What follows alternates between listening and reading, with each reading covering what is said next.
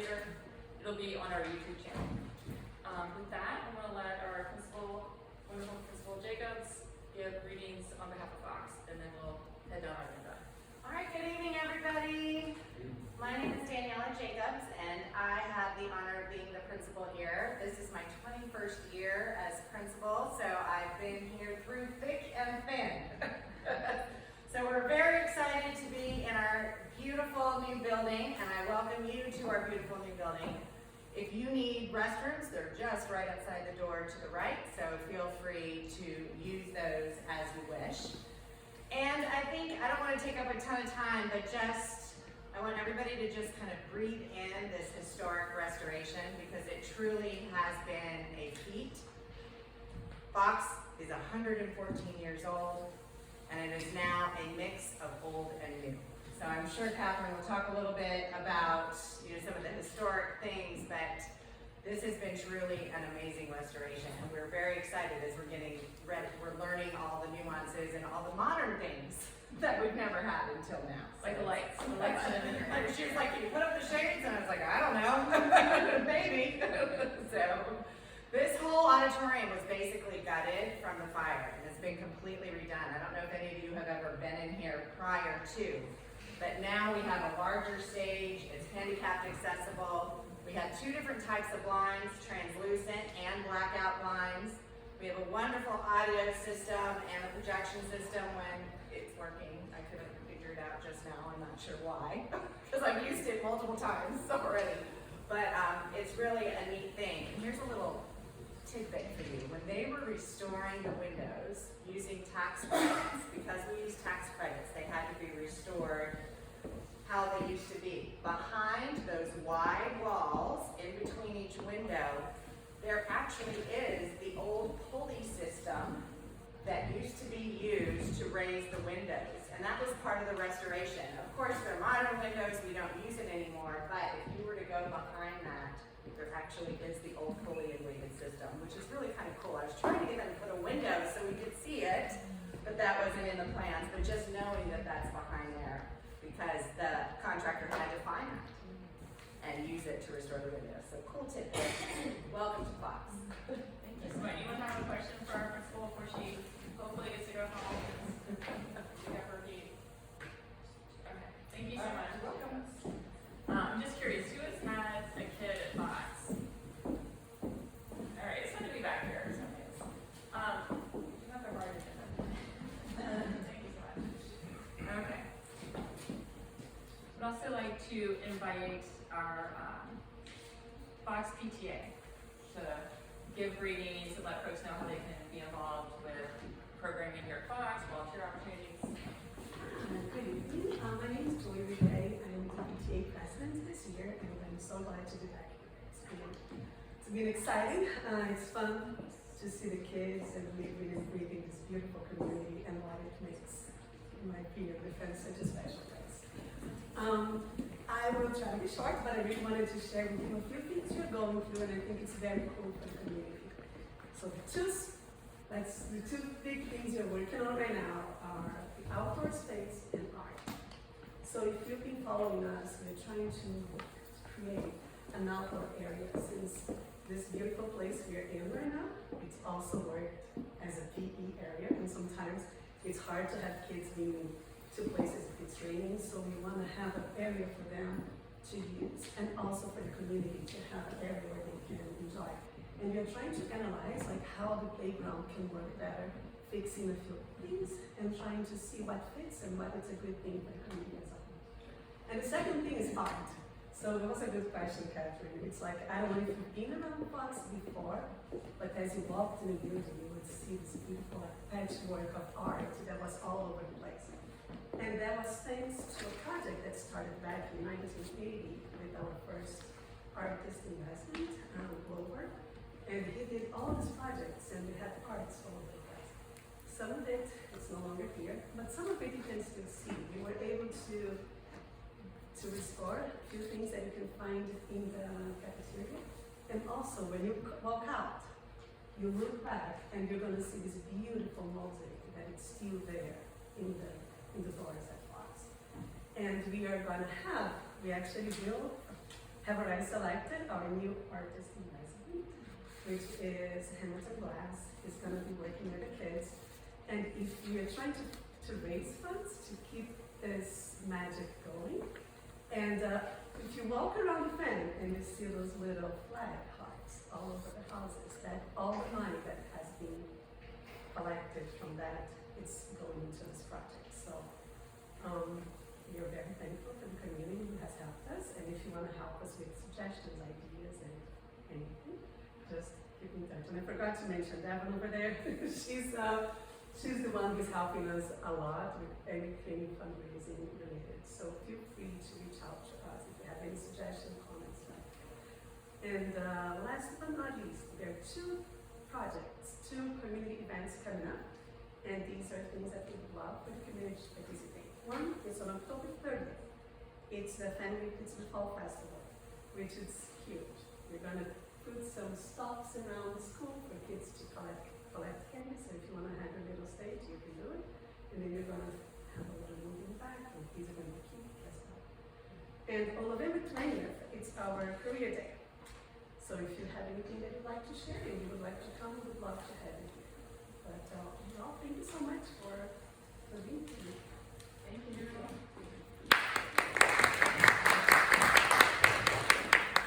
And you don't have to be current, past, or future expecting Fox parent or an RPS parent at all to participate in support our schools. I'd like to welcome Tykeem Cooper, who can talk about all the work that's being done across RPS. He is the Executive Director of the RPS Foundation. Tykeem, thank you for joining us. Thank you. Thank you all so much for having me. I'm Tykeem, born and raised in Farmville, and I've been with the Richmond Public Schools Education Foundation, now known as the Richmond Ed Fund, for almost 3 years. And I'm really proud to share that we've grown almost 10x over the past 3 years. And a large part of that is partnership with Richmond Public Schools and doing some things differently. So I'll really highlight 2 or 3 things today that we're thinking a lot about and we're working a lot about. But are any of you all familiar with what the organization used to be?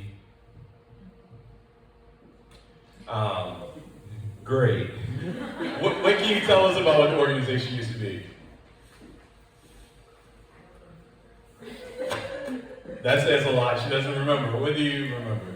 There's a lot of like buying T-shirts and pizza and like some things for teachers or some emergency relief like the Foxfire Fund. Yeah, not like just kind of initiatives that were already in the system. Yes. What I like to tell folks is that we had a lot of what I would call vanity projects, and they would feel good, and sometimes we provide brownies or cookies or T-shirts, but we weren't really helping move the needle in Richmond Public Schools.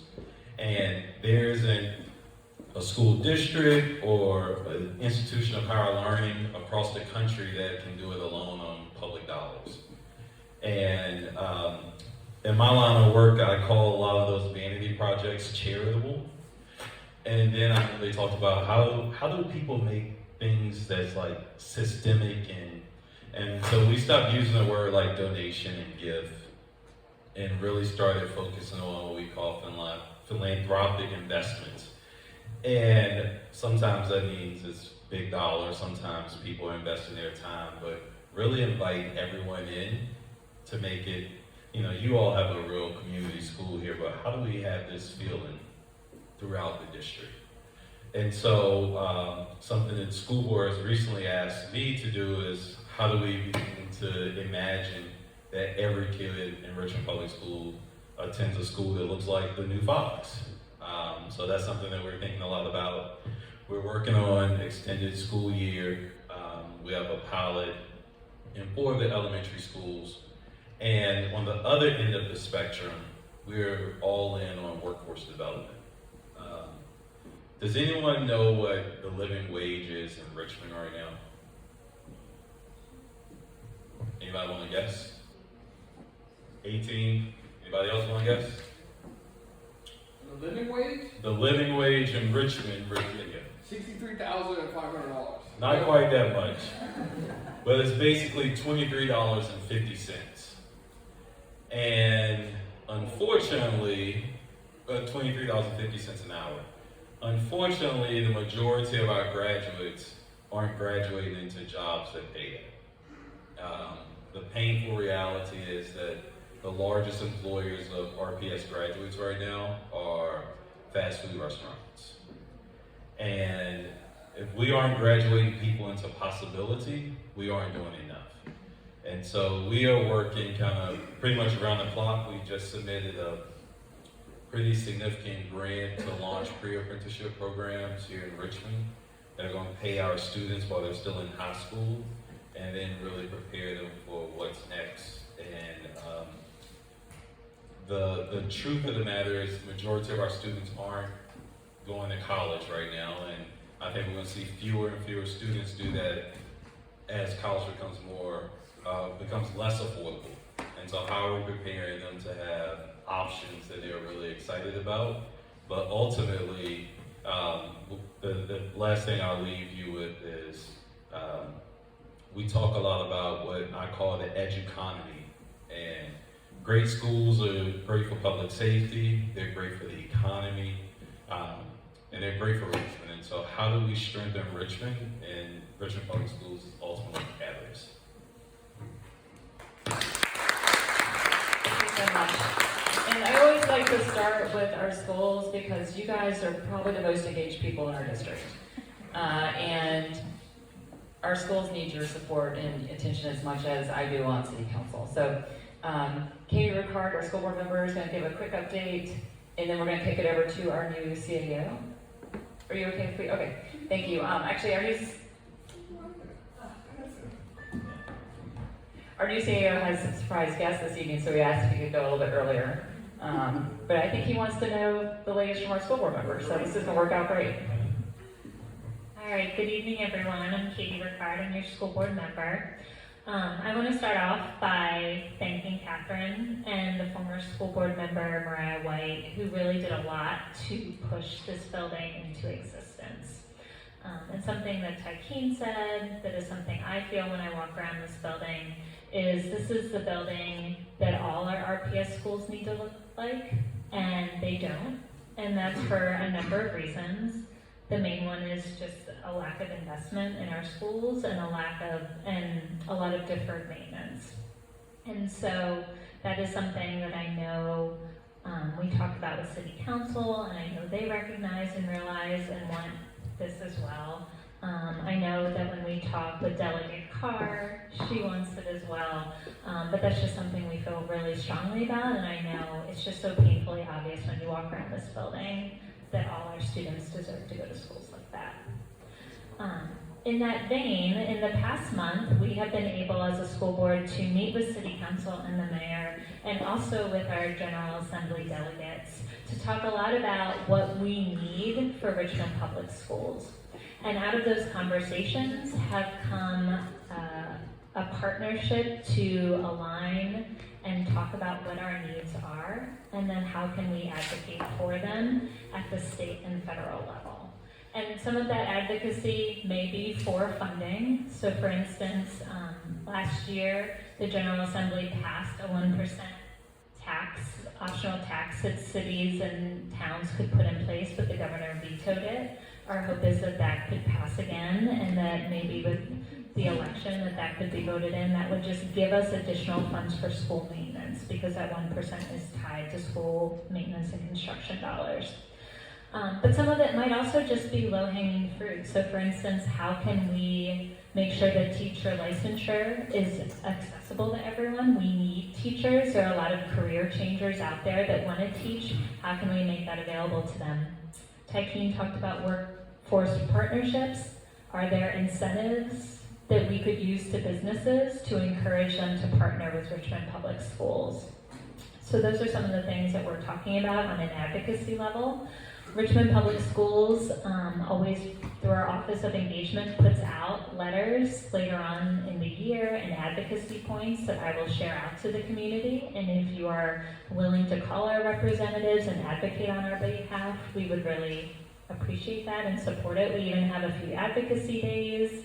I would be happy to go with you to the General Assembly to talk to the delegates there, but that is something that we are working on. A few other things, we've had some good news, and we know that good news is coming in regards to our literacy scores. So things that have been released in the last 2 years, our economically disadvantaged students, their SOL literacy reading scores have grown by 10 points. So that means that they've gone from 41 to 51. Do we have a long way to go? We do. But in that same time period, the state average went from 59 to 61. So they only grew by 2 points. We grew by 10. So that's really exciting. That shows that things are working at RPS. Like I said, we have a long way to go, but we're trending in the right direction. Other positive news is that for our English language learners, their reading skills, we were at the state average, and in fact beat the state average of some of the counties around us. So what does that say? People like to say that things aren't going well in Richmond Public Schools, but they are. We just need the community to continue to support us. We need families to send their kids to RPS, and we need the investment dollars. Two final things real quick. One, October 1st, for parents in the audience, open enrollment and applications to our specialty center schools open. So that is something that is open to all RPS parents. You can go into open enrollment for any of the schools, but also if you want to apply for community or open, Maggie Walker, Appomattox, Franklin Military, those applications will be open October 1st. And the final thing we're watching with not a whole lot of excitement is what will happen with the Virginia Board of Education and our SOL cut scores. So it went for first read last month. What they are proposing for the Virginia Board of Education right now, 400 is pass. When a student takes any SOL test, 400 is the pass score. They're proposing to increase the cut scores, and depending on the test, that could increase it anywhere from 40 to 60 points for the new cut score. We are all for increasing rigor in our schools. We want that. We want our students to be challenged. But that's a huge jump for our kids. And I know when I was an assistant principal, there were a number of times where I had to tell a senior they weren't going to graduate because they hadn't hit that 400 level. And then it was getting them back and hoping that they didn't drop out. So if we're going to make things more rigorous, we really just want the funding to go with it so that we can support our students in reaching those goals. And if the funding doesn't come and we don't have those monies for interventions, that's a real concern for us. So, any questions?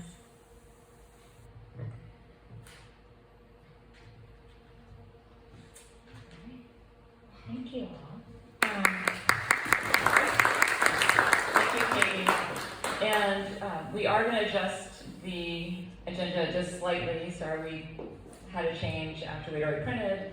But would love to welcome up our new Richmond CAO, Odie Gunnell, who I've really enjoyed getting to know better in these first couple months he's been on the job. He's brought a real sense of calm and stability and I would say deep experience that gives me a lot of confidence. So look forward to each of you getting to know him better as well. Yeah.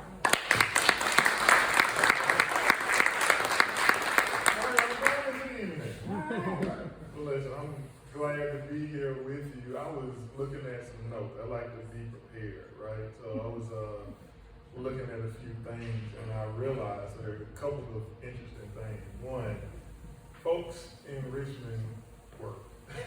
I have really noticed that this council member, this is our 4th time meeting in the last 24 hours. So, you'd be like, man, what are y'all talking about? A lot. So, and I guess I didn't even count the actual committee meeting. So it's our 4th time. We've been spending a lot of time together. I think that's a great thing. I think this is my 3rd time seeing Delegate Carr. And I probably had at least 4 conversations with the Commonwealth's attorney. And so even before we got a chance to put a name with a face, I'm really excited about that because I mean, people want to get some delivery out of their government, right? For me, I think, so I'm moving into being here 3 months. This is like day 69 or something like that. And so far, I'm a number, you're gonna learn real quick, I'm a number guy. It's like day 69, you're my 111th meeting during that time. So, Thank you. well, no, look, that actually is just a testament of people being here and wanting things. Had an opportunity, I don't think he'd mind me saying his name, Mr. Jerry Blow, you may or may not know him, he's from District 8 in Councilmember Trammell's district, and he wanted to get some clarity and some insight on the difference between why we're supporting the 120 rate versus the 116. He talked about being on basically fixed income and, you know, retired. I think, don't let me misquote where he used to work, but, you know, once he saw what the numbers looked like and also saw some of the things we were planning on doing to invest in government, he said, man, you better keep that 120. You know, I don't know about taking it down to 116 if my trash end up potentially being late, or, you know, our workforce that we just started to get stabilized over the past 2 councils, you know, it potentially having trouble, you know, with their investments or whatnot. It's like an education thing, right? But met me on a Tuesday, came and sat down with me on Wednesday. Thought that was pretty cool. You don't always get that level of engagement, you know, from citizens and residents. And so I'm tracking, and once I'm here 100 days, I'm gonna follow the guidance of our council and our mayor. Elected officials like to do things in 100-day increments, right? I was your first 100 days. What did you figure out? And so I'm starting to, I'm in the 60s now, so I better start crafting something, right? And figure out what I was doing in those 100 days. So just looking at some notes that I had from earlier, and I thought it was interesting. I'll share them with you. What people seem to care about the most and is interested in being in this meeting and what I walked in on. Richmond Public Schools, you know, education of our young people is really, you know, big for folks here. Not only feeling safe, but being safe. So RPD, as well as, you know, the fire department and our emergency management system, how we respond to emergencies. I always hear people talk about the water crisis, and the things that people are talking about aren't necessarily the water main broke. This is how we responded to it and how people were educated in what they knew. Because if you know, hey, listen, you turn that faucet on, it's not gonna come on for 24 hours, at least you know, right? Hey, look, I can go get some potted water. I can figure out how to salvage what I have. You know, I know what to do and how to do it, and I've got a time frame in which to respond. Those type of things are important to us, so we ought to make sure folks know about that. People concerned with roads and infrastructure, kind of understanding about all of the different projects. I was on a walk with somebody the other day, can't remember which council member it was, but, you know, I'm looking at all the cranes, and I worked in DC for a while before I came here. And, you know, you see those cranes, that means progress.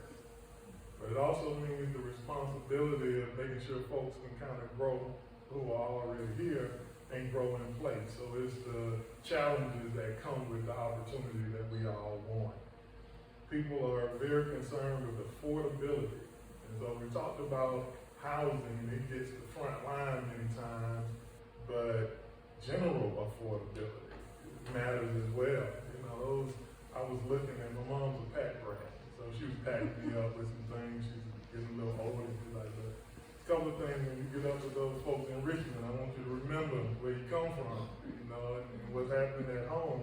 So she had an old newspaper clipping, and on the back of it, I noticed it was an ad for eggs. Dozen eggs, 38 cents. In my lifetime, never. You know what I mean? But that matters, because while the price of our products are quadrupling, our wages aren't. And so the cost that we have to pay for things, including our housing, matters, especially when you want to keep Richmond for Richmonders. And so, you know, trying to figure out how to balance that growth is something that's important to everybody. And I think the last thing that has been embedded in my brain, in my soul, and in my heart by our mayor is, you know, we're looking for a government that we can trust. Says what it's going to do and does that, no more, no less, and making sure people get what they pay for.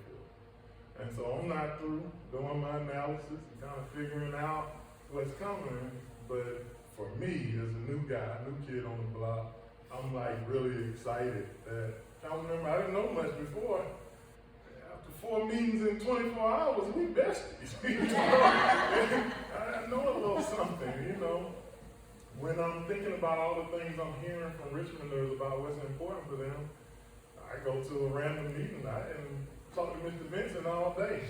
But Roland Ridge is at the top of the list, right? And he's right there to give you some information and give your thoughts and desires. You know, you want a safer, you know, Richmond. RPD is one thing, but that public safety piece includes a lot. My Commonwealth attorney right there in the back. You know, it's just the connectivity that as folks who are in the midst of it, sometimes we miss all of the folks who are working for us to make sure we get the things that we want. And so for me, just kind of observing, super excited to kind of find out where we are, the resources we have, and how they're already connected. And I get to come in kind of like a mechanic, right? And the machine is already there.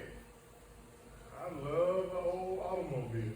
67 Chevelle, that's my baby. I've been working on one for about 12 years, by the way. It ain't done yet. But on the public sector part, a little tweak here, a little tweak there, you can take an old Cadillac and turn it into a classic.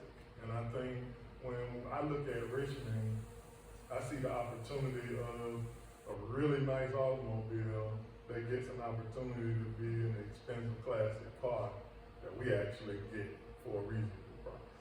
And so hoping to really do that with our government, you know, take something that maybe we take for granted, maybe we don't understand as much, or maybe we don't have as much access to as residents, and kind of open up the doors, let people in, drive the thing around the block a little bit. So I'm excited to just be here with you today, say hello. I think Councilman mentioned, so I'm not one to leave home often. I kind of fought probably my whole career to rise to the heights that I did while I was in the city of Atlanta where I was born. And there's a couple of folks like, I want to make sure those folks treat you right. You know, drop in and make sure you're doing all right. You've always been a chubby dude. Now you're looking a little slim around the belly, your pants hanging off a little bit. Let's just make sure, you know, you get a good home cooked meal and all of that good stuff. So I will drop in with a couple of friends who just dropped in to say hello, but I didn't want to miss an opportunity to just say hello to you. If you got any questions, I got some time to just answer them. If you want perspective or just share things that concern you or, you know, things that are kind of hot topics in the news that I'm able to talk about, you know, I ain't scared of nobody, ain't gonna go running. So you can ask what you want to, and I would love to answer any questions you might have. Okay, so, Mr. Donovan, it's 6:30. How much time are you able to talk about? We just wing it. I'm late anyway, so. So you just, you know, I don't know if you have a ton of questions or just have a few, but I'll take some. Do you have a burning question? Otherwise, I'd love to just invite you back another time. We can have a. That'll work. We're doing things. This ain't the last time, so, you know. All right. Well, I appreciate you. Thank you so much. And I think one thing you'll come to know about Mr. Donald is that he is very approachable, someone you want to hang out with, friendly, affable, but don't let that fool you. He is not going to be pushed around, and he's already done amazing things and some lingering issues we haven't been able to quite cross the bridge on that he has come in and just dropped the hammer. So it's a great combination. Thank you for being with us. Enjoy your surprise guests. All right, we are getting back onto our schedule, and I'd like to welcome our Commonwealth Attorney, Colette McKeechin to give us a few updates here. Thank you.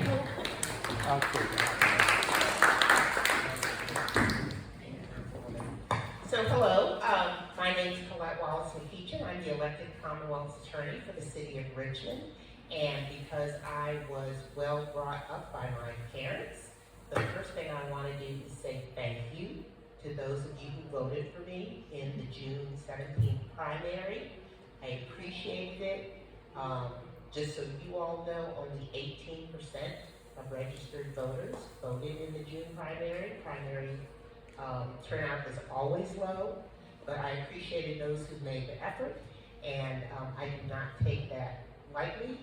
The general election that Delegate Carr and I are still looking forward to is coming up in November, and I hope you will vote for me then. But for those of you who did not vote for me, I just want you to know that I also take seriously my duty as a prosecutor and as someone whose job it is to be a voice for victims of crime, whether it's property crime, violent crime, whatever the case might be. And so if you ever have any questions about why my office did or did not do something, or is or is not doing something, I hope that you will contact me. But otherwise, thank you. So many of you all know that one of the things that I've done during my tenure is to have conversations with the Commonwealth. And those are free public events where I speak sometimes by myself, sometimes with a panel on various issues. And so we covered juvenile law, safety in public schools, what was going on with the post office and postal service a year and a half ago when mail wasn't being delivered. That was very well attended. And so I've done about probably 8 or 9 of those. So this may be the 10th, but I will hand out the upcoming Conversations with the Commonwealth. Is going to be next month in October, and October is Domestic Violence Awareness Month.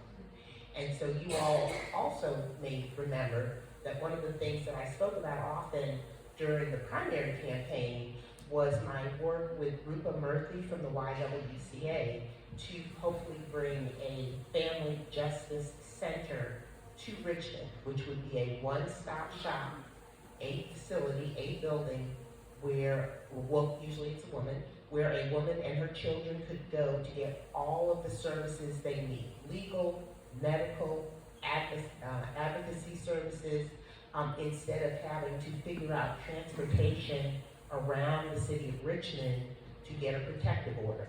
And then to let each of her 3 children's public school know that they are now homeless because they've been kicked out by the man who abused her, and then get to DCU Health to have her bruises, abrasions, etc.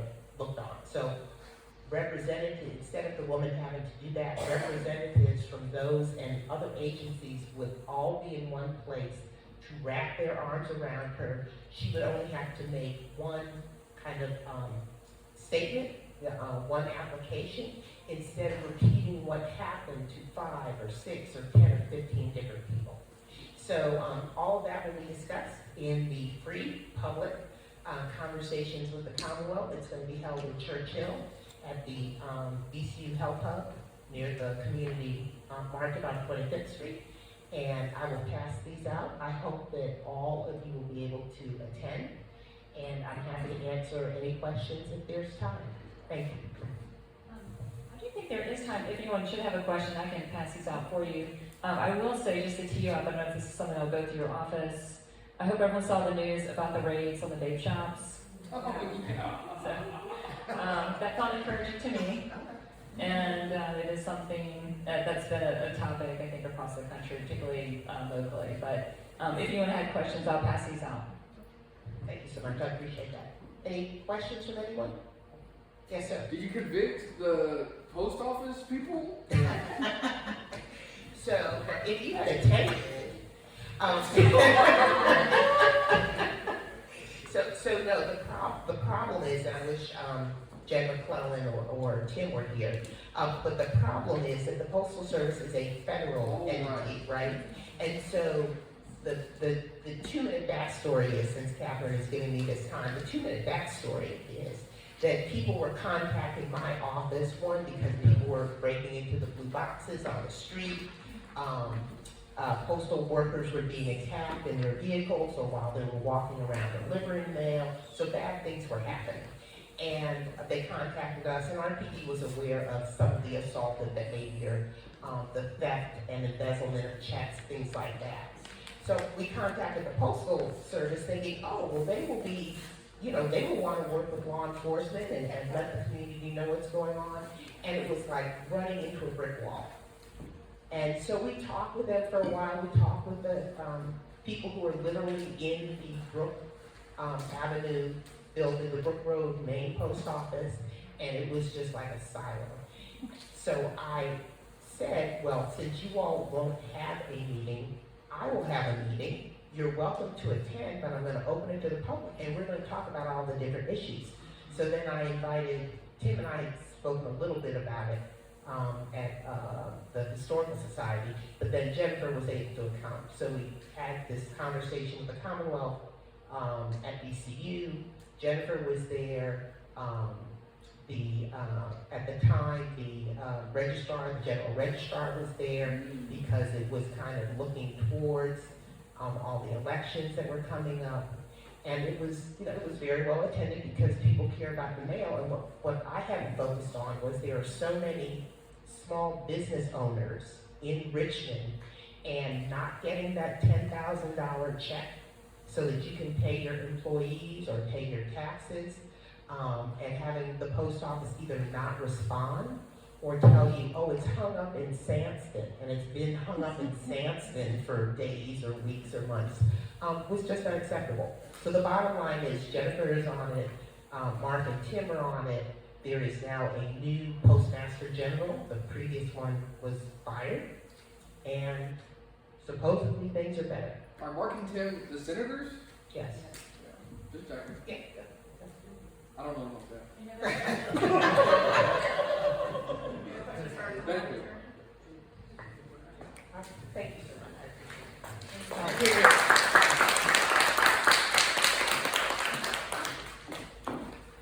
Thank you so much. Okay. All right, well, I do want to just say, Delegate Carr, just want to say hello. I know you just wanted to give a quick greeting, but we appreciate you being here and everything you do for our district and our region. Thank you. It's a delight to be here. Thank you all for being here tonight. I do have the privilege of representing you in the House of Delegates. As you've probably seen, we've had a lot recently. We had presentations from a committee that had been meeting over the summer, emergency committee, looking at how the state is going to, and the General Assembly is going to deal with some of the huge cuts that are coming from the federal government. We had that in a health oversight committee that we were looking at. But a lot of things are going on. People are meeting now about legislation and so forth. But mainly, I just want to say thank you so much for the privilege of serving you. Please stay in touch with me if you have questions or any way I can be helpful. If you have ideas for legislation, as I said, right now we have a lot of people coming out that have ideas. The legislation, we're going to have that done in a few weeks after the election, and then that'll go into January. But again, I just want to thank you for the opportunity and privilege of serving you, and I'd love to continue that work. I hope you'll put a check by name when you go to the ballot in November. Thank you so much. Thank you, Delegate Carr. Just since we've been talking about voting, early voting has started. It's super easy. It took me less than 3 minutes. It's at the registrar's office. Bring your ID. It's 8:30 to 5 p.m. Monday through Friday now until October 20th. After October 20th, some other sites will open. And really just don't take it for granted. Get out there, vote. Get out there and vote and take your friends. Because a lot of things that I need to be able to do to help you with your issues, I'm depending on who's elected statewide or in the General Assembly. So with that, I'm going to transition to our other guest speaker, Mr. Bobby Vincent, Director of Public Works. And unfortunately, with all this new technology, there's never a guarantee that it's going to work. So the projector, we could not get it up and running. So we are missing the slides that I know we're going to beautifully accompany your comments. But Director Vincent, we're just delighted you're here with us. Thank you for being here.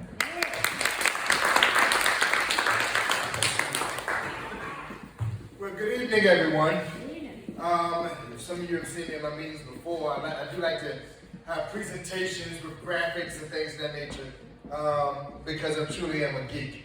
And I'm proud to be a geek. And to be in this school right now means a lot because I grew up in Richmond and they did a wonderful job. I thought that this school was going to be gone, to be quite honest, when we were looking at it all on the news. But to see us all sitting here now, that's a blessing. Just wanted to review a few things with you all to get you all up to date on what we're doing in the city of Richmond from your Department of Public Works. So the Department of Public Works, we are a huge department. We're comprised of about 13 different divisions. So we take care of everything from bridges, capital improvement projects, roadway maintenance, grounds maintenance, the Office of Equitable Transit and Mobility, paving, right-of-way management, solid waste, street cleaning, street lights, traffic engineering, as well as urban forestry. Now, that sounds like a lot of stuff, but it's basically everything that's located within the public right-of-way. So when people talk to us about infrastructure, which is something that we're currently investing over $1 billion into over the next 6 years, and it's been increasing by about $200 million a year. Why? Because our engineers are currently going after grant funding. That helps to eliminate the amount of dollars that have to come out of our general fund to pay down future debts. So we're able to match the funds of projects. So if we have a $30 million project, most of the time what comes out of the city's coffers is about $300,000. We're doing about 1%, and sometimes we do maybe 10% for some of our larger projects. But other than that, everything is grant funded. So that does not mean that we're just doing what the federal government or what the state government wants us to do. That's not what that means at all. That means that we're going after projects that we want done in the city of Richmond. Just to prove it to you, if you look at the federal highway system, which is managed by the states, you don't see any bike lanes. But you're seeing bike lanes in the city of Richmond. You don't see any sidewalks on Interstate 95. They could care less about pedestrians. But you are seeing them within the city of Richmond. Now, we do have some voids, yes, but in looking at the city of Richmond, which in terms of lane miles, we are approximately 60% of what Henrico County offers in the way of lane miles. Henrico County has 250 miles of sidewalks. We have 890. Just to show you all what the difference is with regards to infrastructure. When you drive into Henrico or Chesterfield, it gets dark really quick. It gets dark real quick, okay? Not so much in the city of Richmond. Why? Because we have 43,000 streetlights that we maintain. 43,000. And yes, we do get a frequent amount of phone calls with regards to a light being out here or a light being out there. And I got the information from the engineer before I came to this meeting that we had 330 some lights out because we were getting hammered about some lights being out in the bottom. So 330 out of 42,000, 43,000, I don't think that's too bad. We're trying our best with regards to standardizing streetlights. I know that streetlights is something that's very important to our residents in the FAN as well as in the museum district. And so a lot of your streetlight poles, when they get hit, they can take months to replace. Why? Because they're not standardized. So we are in the process of trying to go through a standardization process with regards to our lights. And so you're going to see us, we've been replacing some of the high pressure sodium vapor lights with LED lights, which are significantly brighter, and they also cost less with regards to electricity. So we're making upgrades in areas such as that. Other things that's going to impact you all directly, we're in the process of, if you haven't already heard, of building and constructing, and we're entering into the final design phases of a new Arthur Ashe Bridge that's going to be going over the Diamond District. That bridge is a $38 million project.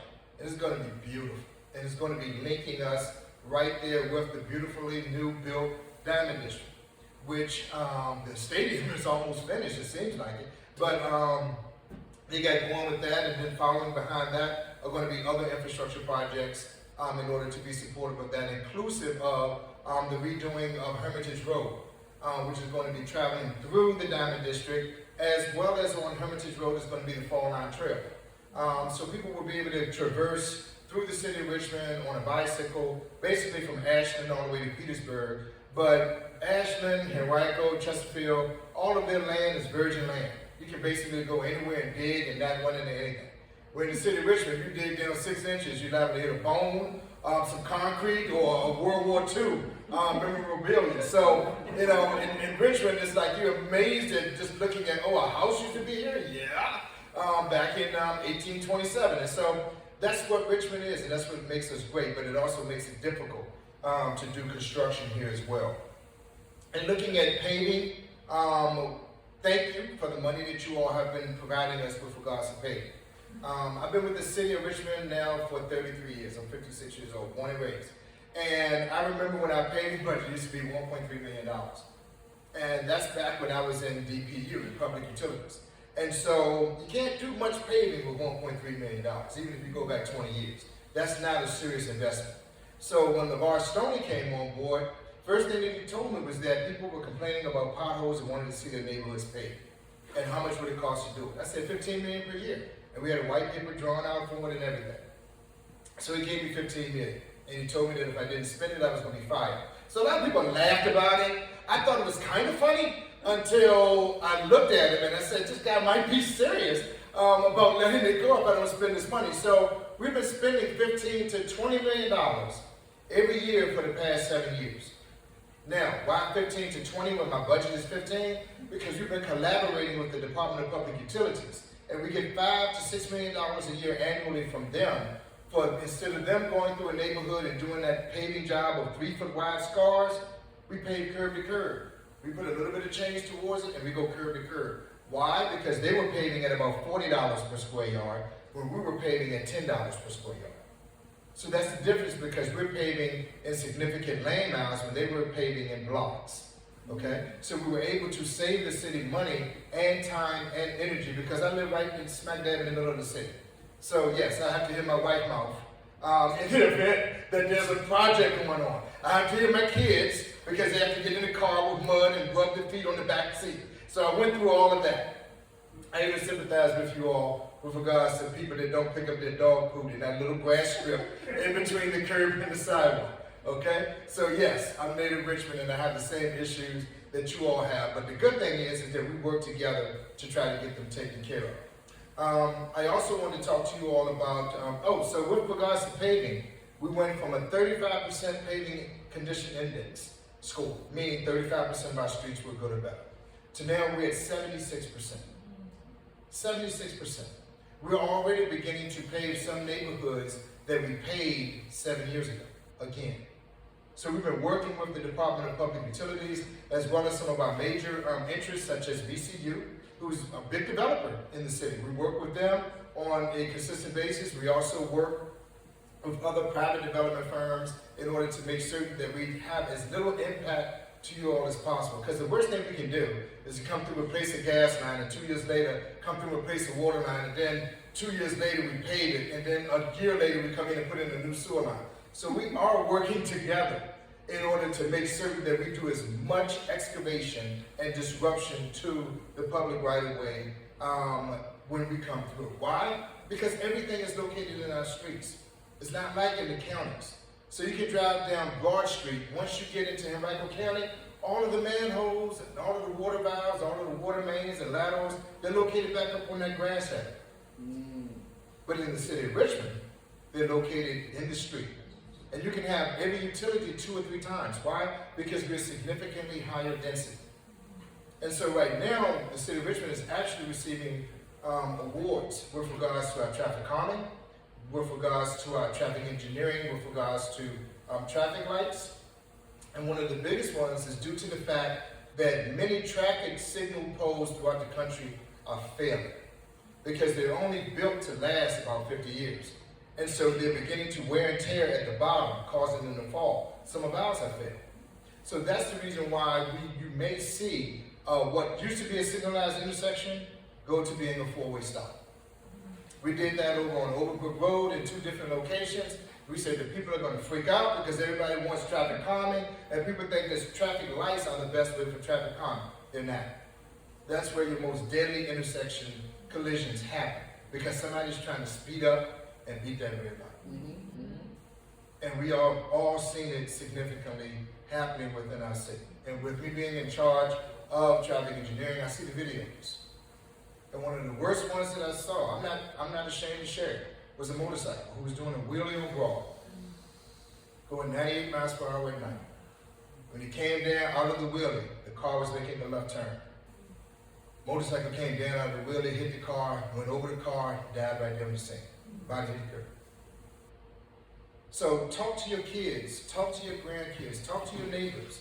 Just let them know the hard stories about life, because it makes a difference. These kids that are in this building on a daily basis, they're taking pictures, they're smiling, they're looking at their teeth being out.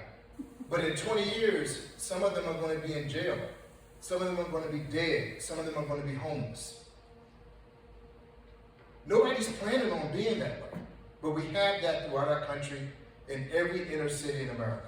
So where we can help and where we can speak the truth to people, we make a difference. And so we're doing that now with regards to helping police, with regards to enforcement. We're doing it with regards to traffic calming. You all will see some speed tables out there in Hanover that we work with your council person to put in right before this school reopened. And we know that they're making a difference. We put some speed tables in on Robinson because we know that people, and nothing has changed. The only thing that has changed is our behavior. I looked at the house at the intersection of Kensington and Robert, and I was like, oh my God, this house has been here since 1910. This curve has been like that since 1910. But what has changed? Everybody's rushing. And if you all notice and recall, all of this suddenly kind of started happening about 5 to 6 years ago. You know what happened then? COVID, yes, but something that's even more impactful. George Floyd. So, going to our transportation conferences, yes, we've been talking about the scenario and what happened with regards to George Floyd. Because prior to George Floyd, police officers were willing to risk their lives. They were even willing to risk their jobs. But after that, they started going to jail. Nobody's going to be willing to risk their freedom. So we was chanting in America for certain rights and to defund the police.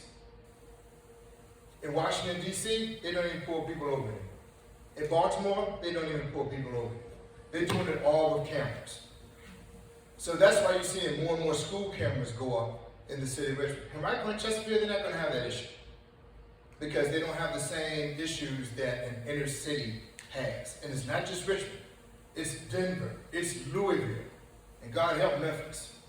So what we're in the process of doing is working with the Virginia General Assembly in order to try to get more cameras up in order to have more of an impact on traffic calming.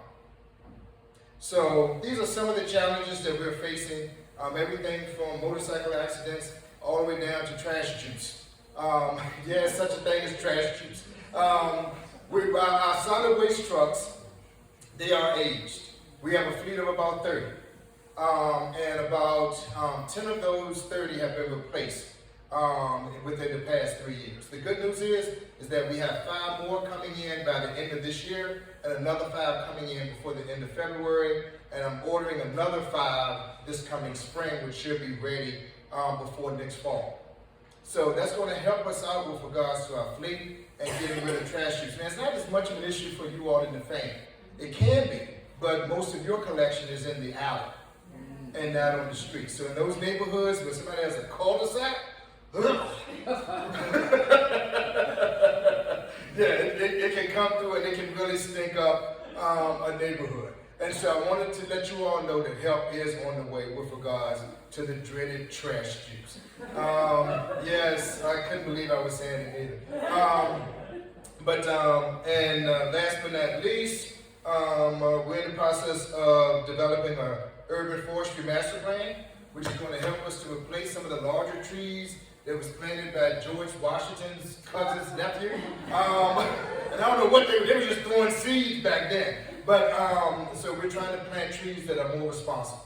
And our city, our urban forester was actually hired from the West Coast, where he was in charge of trees. I think it was at the Google or the Microsoft lab. He had like 100,000 trees in this one big park area there. And he's been doing a great Apple. He was at Apple. So he's been doing a great job for us, getting himself reacclimated to this region. And it's going to be helping us out significantly. And last but not least, trees leads to leaf. So it is leaf collection season coming up. We know that they're falling. You all, for the most part, are pretty blessed because you live in the combined sewer area. So in the combined sewer area, we have basically an MOU with the Department of Public Works where they pay us to collect leaves in the combined sewer area. But we still have people to rake their leaves to the curb, bag their leaves, and then we'll come through and pick it up for free. You know, and we'll come through and vacuum them for like $35, I think it's still $35. So I appreciate the work that you're doing. Not only take care of your homes, but also take care of your part of the public right away. I appreciate you all. Thank you, Bobby. Do you have a minute for any questions? Okay, anyone have a question for our director? I'm gonna give you numbers. So 1, 2, and 3. Yes. What is the best way to report an issue? 311. 311. Probably PSA. Was that a quiz? So definitely contact 311. Okay? And keep in mind, contacting 311 is the same as like contacting 911 for an emergency. Nobody calls 911 to follow up on a homicide. Nobody calls 911 again to say, hey, did that store that got robbed get resolved? And that's been one of the issues with regards to our 311. They feel as though 311 should resolve the issue. 311 is our reporting structure. Okay? So once you report the situation, then at that point in time, follow it back up with the appropriate department. Number 2. What's up with pipeline? What's up, the pipeline? Yeah. That's a wide open question. Like I said, we have $1.2 billion worth of projects. I currently have $400 million in active projects. One of the biggest projects that we're going to have that's going to impact just about all of Richmond is going to be the replacement of the Mill Bridge. So we're looking at probably beginning that project within the next 6 years. The Arthur Ashe Bridge replacement is going to be a major disruption to this area, along with the current construction going on within the Diamond District. The thing about it though is that we're Richmonders, so we know not to take Arthur Ashe Boulevard abroad. We kind of giggle at people that don't make the left turn before we know you can't make any more left turns. So just drive the way that you know how to drive, and we'll all be fine. And then we can leave the people that stupid from the counties on how to maneuver through and get to our restaurants and give us some tax dollars. But we have a lot of work coming up, and if you want, you can go to rva.gov and go to Public Works, and we have a listing of capital improvement projects that's on the way. I mean the pipeline part down at the river. Oh, that! Yeah. Well, I don't want to just say that that's not me, but it's not. Okay. But they are looking at closing that because it's dangerous. I know people like to walk it, but whenever you're walking on grates over top of a pipe that's over top of a river, that's a lot of dangers that are in fact involved in that. So I believe they're looking at closing that, but we are looking at trying to do some additional work to give people more accessibility to the flow wall. And in addition to that, we also are doing some maintenance work on the pedestrian bridge that is underneath the Lee Bridge. Okay. So we have some trails, some new trails that's coming in for us to maneuver through Richmond. Good question. Thank you. Thank you. Number 3, yes ma'am. So thank you for being here, and thank you for the urban forestation effort. Will that include a lot of native plants and trees to your knowledge? It will. Very good question. So one of the first things that we did with regards to native replanting was the Lee Circle, where we put back native plants there, and it's been working beautifully for us with regards to it's not too much, But when you drive past it, it makes you look at it and be like, okay, it doesn't look bad. You know, and so with regards to the trees that we are in fact planting, you go through some neighborhoods, people are doing a good job of pruning the trees. I can't tell you all to prune your trees because they are in fact our trees, and not everybody has the intelligence that somebody who knows what they're doing has. We have had some people that have literally killed a tree. They just cut the tree all the way up and then be like, I pruned it. Well, I didn't tell you to do that, and you know, here's a notice of violation. But if your tree is drooping over your car when it rains because the leaves are heavy, you know, hey, we can go out there and do a little bit of trim work so people can walk their dog without ducking down.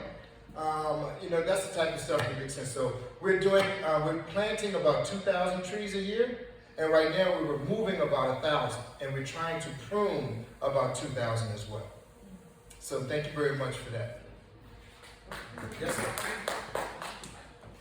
Water treatment infrastructure. Yes. So water treatment infrastructure, so I'm probably a little bit speaking out of turn, but I know Scott speaks for me as well. Water treatment is underneath the Department of Public Utilities. And so not the Department of Public Works. But what I can tell you all is that the water crisis is well under control. We will continue to have water main breaks throughout our city, just like we're having throughout our country, just because of the age of the infrastructure. We will also continue to have every now and then a gas main break or a sewer line break. But with regards to the infrastructure of the water, the way that I explained it is that my cars are older 2008, okay? My wife's car is a newer model BMW. She has all of the bells and whistles on her car. She drives extremely well and fast. But put it that aside, we live on one of the tightest streets in the city of Richmond. So when I parallel park my car, I don't have the cameras. I have to parallel park my car, and I get in that space, and I get in it very well. When she parallel parks her truck, she has the cameras. If she drives my car and hits our neighbor's car behind us, is it the car's fault or the operator's fault? That's what happened with our water plant. It's the car's fault, your wife. I gotta say that, right? So our plant, as old as it is,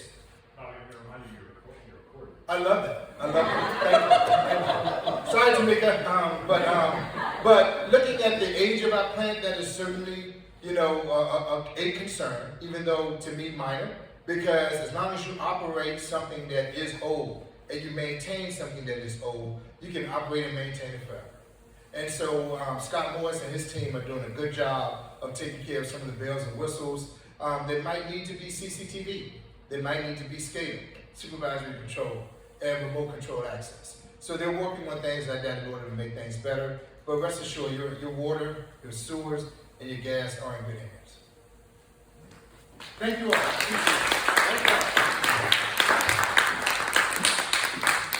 All right, yeah, we really have wonderful staff here in the city of Richmond. So let's give another round.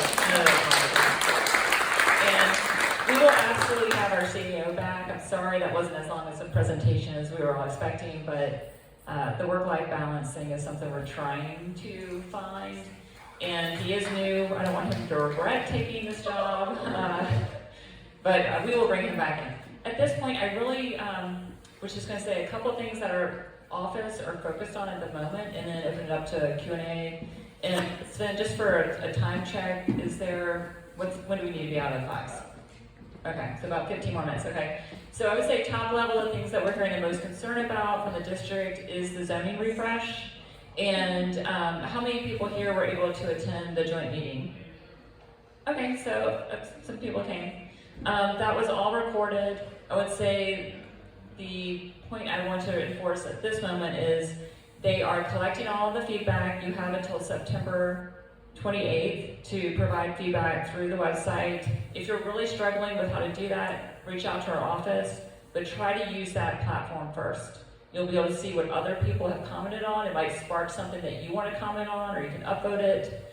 And then the planning department is going to take that feedback and create a new draft. So there will be a second draft for everyone to look at, see where your concerns heard, where are we going from here. And we're not going to be voting on this probably until next summer, I would guess, as a council. So it's hard to sustain the interest level in it. But do try and engage at each level, because the earlier you do it, it really is more impactful and it can direct the course of the project. With that, I think I will just open it up if anyone had a question or something that they wanted myself or Sven, and we'll start with anyone who hasn't had a question yet. Second issue questions, please. Yes? So what's going on with the Shenandoah? That is a great question, and I know we were all really eager for it to open. I drive down all the time. I look night and day. Is that a different light that's on the 3rd floor? And I think what we all read in the news was that they were in litigation with one of their contractors. That court case has finalized. I'm hoping that'll move things along. I think they were waiting to see the outcome of that case. Sven, do you have any further updates on it? Okay, that's the update for now. Hoping that it'll get moving now that that case has gone through the court system. Where are they in the litigation process? They've gone to court and the judge sided with the contractor. Right? Yeah, I think, yeah, they're trying to place a lien essentially on the property for unpaid work. And I think the determination that's outstanding is what that amount is, what they're due at this point. So is the developer willing to go forward? Every indication we've gotten from the developer is that they are open to move forward. In fact, you can reserve rooms, I think, on their website at this point. So, I don't know if I would recommend that, but we're hopeful. But I think they were, the latest update we got as of the last 2 weeks is that they're hoping for opening in the early part of next year. Okay. Yeah, that's going to be really exciting. It's not a city permitting issue. Okay, yes? Oh, now the Land Use, Housing, and Transportation Committee has recommended it. Are you going to vote yes next week on the rental inspection program? Yes, I have not had a chance to watch that recording yet, but I do expect it to come through City Council. There were concerns. Are people familiar with that legislation? Okay. So just a quick overview of it, and you can go back and watch all those recordings at the committee level for, if you want to deep dive into it. But the reality is we have some property owners who do not maintain their property. And it's really heartbreaking when you see those tenants, what their living conditions are, and what they're paying. It's really shocking. So this was legislation that the General Assembly, I think, enabled us to do at the local level, which we had not had before, to come in and say, we're not going to put the onus on the tenant who is scared to report the issue. We are going to, as a city, when we know that we have bad actors, bad addresses, put you guys on a designation list and try and get you guys into compliance. So it's a complicated topic, but it's one that's important. We're trying to get right. And just to clarify timeline, it did come out of land use with a recommendation to amend. And so there are amendments that are forthcoming to council in October that we've not yet seen. And so we don't anticipate a final vote until November. Thanks. Yeah, good question. Yes. I wanted to ask something that I know is incredibly expensive. But nonetheless, is there ever any conversation about putting power lines underground? We would all love that, and it is incredibly expensive. I know it's a challenging situation, particularly in neighborhoods like this one where we have a lot of trees, and every time there's a storm, I think we're all holding our breath, hoping that the lines don't come down.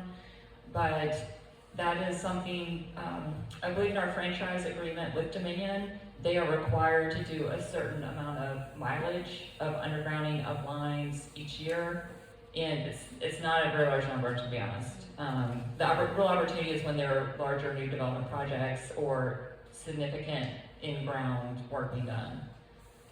So I just would not put any hope on our neighborhood, or the dense neighborhoods getting done. But Yeah, and it's not a decision that the city makes on an individualized basis. The Dominion actually has statewide goals for how many miles of lines they underground, and they prioritize based off of where you have the most outages, which doesn't tend to be in the city. It actually tends to be more in rural and ex-urban communities. So that's where you tend to see more miles of lines undergrounded. To Councilor point, in the case of a redevelopment, like a lot of the mixed-use redevelopment you see in the city, Scott's Addition and other places, you'll see those lines come underground as part of that project, where there's coordination between Dominion and the developer, and that is something that the city is trying to push on in those rare instances, but it's hard for us to require. thank you, great question. Yes. Just I apologize to the previous speaker. We've been planning on planting trees. Are you planning on doing that inside Scott's Addition as well too? Yes, Scott's Addition is one of our heat islands in the city, absolutely. And yes, we are absolutely planting trees throughout the second district with a priority on those heat island areas. And what we would love to see are larger tree models in our sidewalks. You know, we can have instead of what the traditional square can be a strip. The Cool the City program that Office of Sustainability put out has lots of really exciting ideas. And I could talk about trees a long time. We talked about trees in the Governmental Operations Committee meeting today, but absolutely there's a lot of information online, and it's a priority of this office for sure. Thank you. Two things I would highlight on that. One, did anybody participate in the participatory budgeting process, the people's budget? I figured there'd be some overlap with people in this room. Yeah. So one of the outcomes of that, one of the community identified priorities for the second district was trees. And specifically in identified heat islands, to Councilor Green's point, in Jackson, Ward, Carter, and Scotts Addition. So the participatory budgeting team is working with the Department of Public Works and Urban Forestry to identify where specifically they can plant out those trees, and you're going to start to see that as we get into planting season over the winter and into the spring.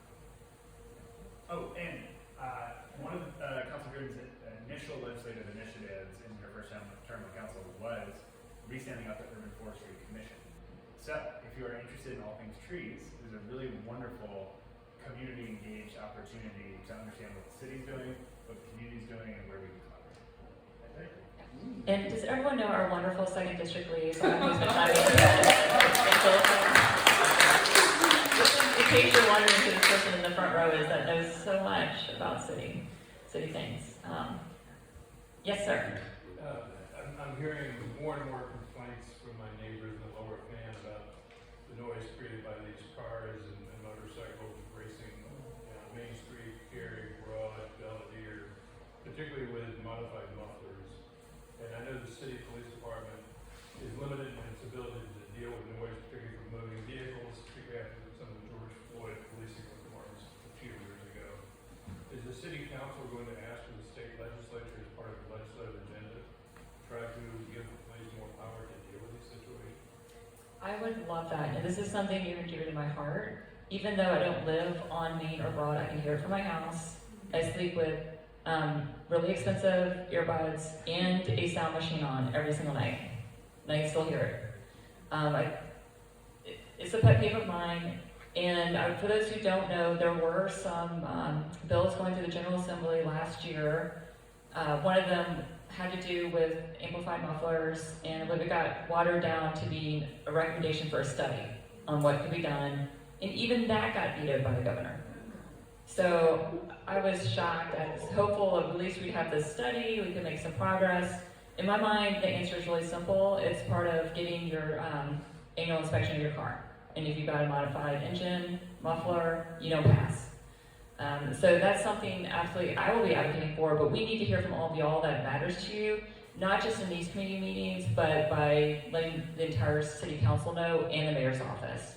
Because we have to be targeted with how many requests we make to the General Assembly. We're trying to keep it to 5, which seems impossible. So let us know that is a priority. Let your elected statewide leaders know. But absolutely, it's something that drives me crazy. And this is something where we have to give our second district delegate an immense amount of credit. Because to your point, there were reforms coming out of 2020, 2021 to make it to where a modified muffler was no longer a primary offense that somebody could get pulled over for. And Delegate Carr helped lead the charge on making sure that local police departments could do that once again. But we do still have enforceability issues with manpower and the practicalities of that, particularly when folks maybe take off and leave, right? And all of a sudden you have speeding racing down the clock.